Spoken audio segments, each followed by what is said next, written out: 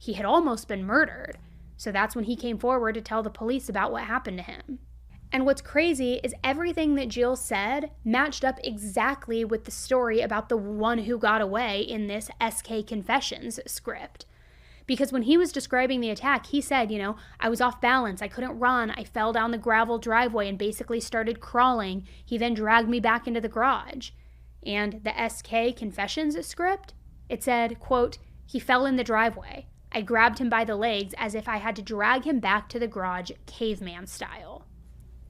So I think it's safe to say that the SK Confessions document was a huge smoking gun when it came to tying Mark to Johnny's disappearance, which the investigators, of course, by now were pretty sure was a murder. But that wasn't the only weird thing that they found on Mark's computer. Not at all. See, Mark was also obsessed with the TV show Dexter, which you probably know better than I do because I haven't watched it, but it's about a serial killer. He always kills the bad people, though, usually other serial killers. But when he kills someone, Dexter fills the room with plastic sheeting, and when he's done, he dismembers the bodies and then puts the parts into plastic bags and throws the bags into the ocean. So anyway, Mark was insanely obsessed with Dexter. He even had a Facebook page where he pretended to be the main character, Dexter. I mean, something's not right, right? And every time a new episode came out, he would hop onto this Facebook account and he would post about the episode from Dexter's point of view. And once he even updated his personal Facebook status to say, Mark has too much in common with Dexter Morgan. So using this account where he pretended to be Dexter, Mark Facebook friended a woman named Renee, and the two of them started talking in September of 2008. The conversations were mostly about the show, but very quickly the conversation became very flirty.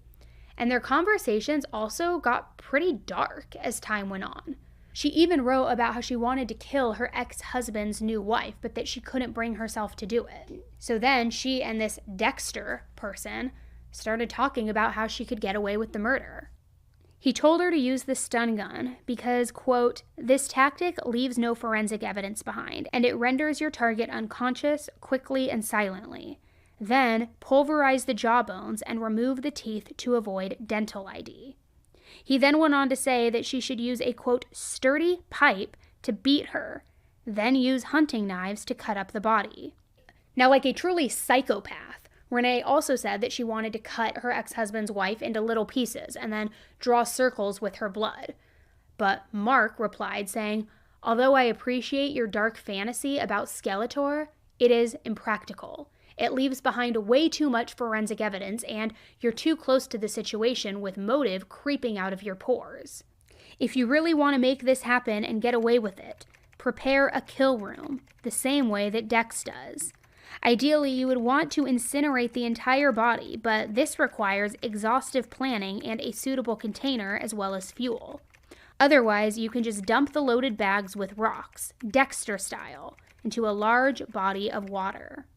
Renee and Mark then stopped talking for a few days, around October 10th, and eventually he wrote back to her and said, quote, I had something else keeping me busy, but I am really concerned about telling anyone because of the implications. Suffice it to say, I crossed the line on Friday, and I liked it. Now, Renee knew exactly what he meant. I mean, they had been sharing these murder fantasies with each other for a while now. So she replied and said, you wouldn't have brought it up unless you needed someone to confide in. So spill it. So Mark then said that he would call her later, which he did, but the call went to voicemail. And he left a very brief, very generic message, but she never called him back and never found out officially what he had done.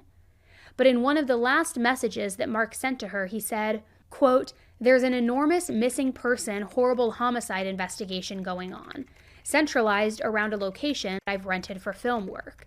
So of course the police have tossed my house and impounded my car.